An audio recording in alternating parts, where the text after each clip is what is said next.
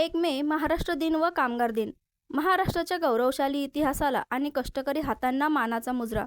शेतकरी, कामगार, उद्योजक आणि सर्वसामान्य जनतेच्या मेहनतीतून घडलेला आपला समृद्ध महाराष्ट्र.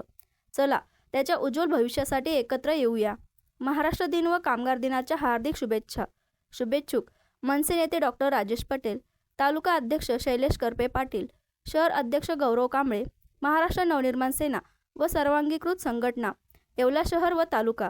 हो, आता कालच्या पण निवडणुका ज्या आहेत त्या बिनविरोध झालेल्या आहेत, हो ना. ठीक आहे, आता कामाला लागायचं सगळ्यांनी. जागा भरलेल्या आहेत, कामाला लागायचं आहे. आणि आज महाराष्ट्र दिन आहे, कामगार दिन आहे. 1960 साली जे आहे मुंबईचं संयुक्त महाराष्ट्र आपल्याला मिळाला. 107 हुतात्मे खरं म्हणजे त्यावेळेला कमी आले. परंतु त्याच्या अगोदर हरिभाऊ पाटसकर निवाडा होता आणि त्यांनी जे काही नियम टाकून दिले होते की भाषा संलग्नता वगैरे वगैरे वगैरे काय होते, अनेक राज्य झाली होती त्याप्रमाणे. फक्त महाराष्ट्र मात्र काय होत नव्हता. मुंबई राज्य होतं त्यावेळेला खूप मोठं. आणि मग आपण त्यावेळेला मग त्यावेळेचे जे पंचप्राण आपण म्हणतो संयुक्त महाराष्ट्राच्या लढाईचे, त्याच्यामध्ये एस.एम. जोशी, आचार्य अत्रे, कॉम्रेड डांगे, प्रबोधनकार ठाकरे, अशी सगळी मंडळी होती. आणि शाहीर अमर शेख, जंगम स्वामी, अण्णाभाऊ साठे वगैरे अशी सगळी जी मंडळी जी आहे लढायला उतरली. आणि त्यातून पुन्हा काय झालं की गुजरात द्वैभाषिक राज्य सुरू झालं. मुंबई कॉमन आणि गुजरात आणि महाराष्ट्र एकच राज्य. त्याला सुद्धा विरोध झाला. गुजरातमध्ये सुद्धा विरोध झाला. नाही, आम्हाला वेगळा गुजरात पाहिजे आणि आम्ही सांगितलं आम्हाला वेगळा महाराष्ट्र पाहिजे. मुंबई कोणाकडे जाणार, त्याच्यावरूनच कारभार वाहत होता. आता मुंबईची जी आपण संलग्नता बघितली, चारही बाजूंनी जे मराठी प्रदेश आहे आणि मुंबईमध्ये मराठी जातं, सगळं महाराष्ट्राचं जातं वगैरे. पण अतिशय कष्टानं जे आहे हे मुंबईचं संयुक्त महाराष्ट्राचा लढा त्यावेळीच्या सगळ्यांनी जिंकला. आणि आज आपण पाहतो की हळूहळू महाराष्ट्र पुढे जात आहे. आज देशामध्ये तर महाराष्ट्र 1 नंबरला आहे, परंतु जगातले अनेक देश असे आहेत की त्याहीपेक्षा महाराष्ट्र पुढे आहे. आता त्याच्यामध्ये सगळ्यांचेच हातभार लागलेले आहेत. आणि म्हणून मुद्दाम सांगितलं की साधारणपणे सगळ्या गोष्टी काही सहज झालेल्या नाही आहेत, फार त्रास झालेला आहे सगळ्या गोष्टी. तर इतिहास जर माहिती असेल तर त्याचं महत्त्व जे आहे आजच्या ह्या दिवसाचं महत्त्व आपल्याला कळतं. तसंच हा कामगार दिन सुद्धा आहे. जगभरामध्ये जो आहे हा कामगार दिन मानला जातो.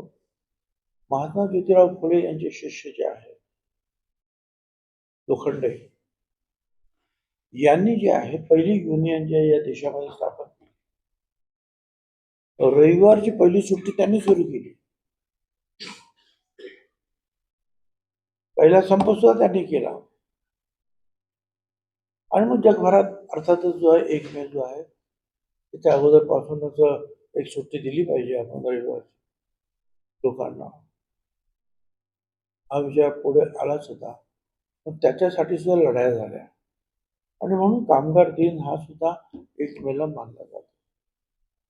तर असा हा महाराष्ट्र दिन आणि कामगार दिन एकत्रित आहे. या सर्व हुतात्म्यांना आम्ही अभिवादन करतो. ज्यांनी ज्यांनी महाराष्ट्र पुढे नेण्यास सहकार्य केलं त्यांचं सुद्धा मनापासून अभिनंदन. हे तर ठीक आहे, ते म्हणतात त्याप्रमाणे, पण हे 1 दिवसात झालं का, 1 वर्षात झालं का? याच्या इतिहास फार पाठीमागे जावं लागेल ना. अगदी महाराष्ट्र मिळायच्या अगोदरपासून जावं लागेल. पण एक म्हणणं बरोबर आहे की ज्या राज्यामध्ये जो मनुष्य राहतो त्या राज्याची भाषा त्याला आली पाहिजे. आमचे मराठी भाषिक जे आहेत ते सोने चांदी गळणारे जे आहेत त्या सांगली भागातले जे आहेत आटपाडी वगैरे ते तिकडे जातात तामिळनाडूमध्ये तामिळ भाषा बोलतात. अगदी लुंगी बिंगी नेसून वगैरे आपल्याला येतच येत नाही, ते मराठी बोलतात. किंवा आमचे लोक जे आहेत अनेक लोक बडोद्याला गेले, इंदोरला गेले, स्थायिक झाले, ते तिकडच्या भाषा बोलतात. आणि म्हणून इथली भाषा सुद्धा ही आली पाहिजे. पण त्याच्याकडे हे खरं आहे की पहिल्यापासूनच अतिशय कडक रीतीने जर आपण त्याच्याकडे लक्ष दिलं असतं तर अशी परिस्थिती आली नसती. तरी मला असं वाटतं की मुख्यमंत्र्यांनी सांगितलंय, इतर पण मत सांगतात. माझं स्वतःचं मत आहे या बाबतीमध्ये. ही जी सगळी लोक जे आहेत यांचं महिन्यातून एक दिवस किंवा आठवड्यातून एक तास जो काही ठरवाल तो त्या सगळ्यांचे क्लास होऊन त्यांना जुजवी मराठी बोलता आलंच पाहिजे.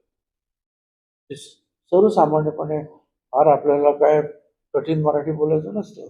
कुठे जायचंय, काय जायचंय, काय नाव आहे, काय गाव आहे, किती पैसे झालेले आहेत, काय हे जे जुजवी जे मराठी आहे ते तरी त्यांना आलंच पाहिजे. आणि जो कोणी दादा की नाही मी मराठी बोलणार नाही, मग मग ते बरोबर आहे. बाकीचं जे काही चालू आहे ते त्याच्यावरचा विलास काही लोक करतात, ते मग त्याला नाविलाज आहे. साहेब, मी तेच म्हणतो, हिंसा मान्य नाही आहे. पण मराठीचा अपमान जर कोणी जर करत असेल, गुजरात म्हणा किंवा तामिळनाडू म्हणा इतर ठिकाणी आपण जाऊन बोलू शकतो का?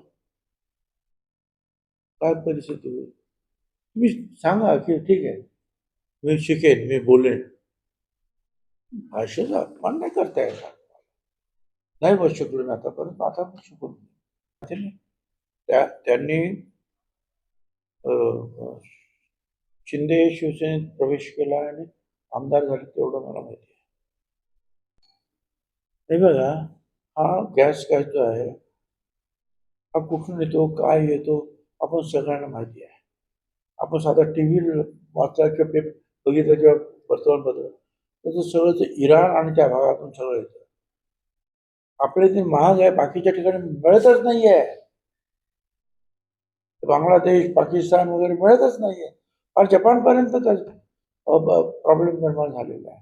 आणि एखादी गोष्ट जी आहे त्याचा डिमांड आणि सप्लायमध्ये फरक पडला तर थोडाफार जो आहे कमी जास्त मग त्याचे किमती होत असतात. पण मोदी साहेबांचे प्रयत्न त्याच्यामुळे त्यांनी पूर्वी फक्त 27 देशातून आपण तेल गोळा करत होतो. आता जवळजवळ 40, 25, 50 देशातून वेगवेगळ्या ठिकाणावरून हळूहळू जे तेलचे आपण गोळा करतो आहोत, गॅस गोळा करतो आहोत.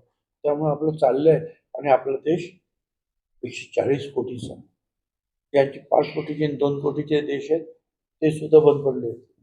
आपला 140 कोटीचा देश अजूनही चालतो आहे. त्याचं कारण आपल्या भारत सरकारने उचललेली पावलं. मुंबईमधल्या मिसिंग लिंकचं उद्घाटन झालं आहे. हा मग वाहतूक कोंडीतून पुण्याचं ना, हा. असं ते बघूया आता. मला असं वाटतं बराचसा त्याच्यातून फार मोठा फरक पडेल. त्याचा खंडाळा लोणावळ्यातून जे घाटातून सगळ्या गाड्या जायच्या आणि आपल्याला माहिती आहे की खूप अडचण निर्माण व्हायची. गाड्या खूप वाढल्या, वाहतूक खूप वाढली. तर आता सध्या ज्या आहेत छोट्या गाड्या ज्या आहेत त्या सोडल्या जात आहेत आणि ज्या मोठ्या ज्या आहेत ट्रक्स वगैरे ज्या आहेत त्या जुन्या रस्त्याने जात आहेत. सुप्रियाताई सुळेंनी असं वक्तव्य केलंय, यापुढे पवार विरुद्ध पवार लढाई आता होणार नाही. चांगली गोष्ट आहे, स्वागत आहे त्यांचं. काय वाईट काय त्याच्यामध्ये?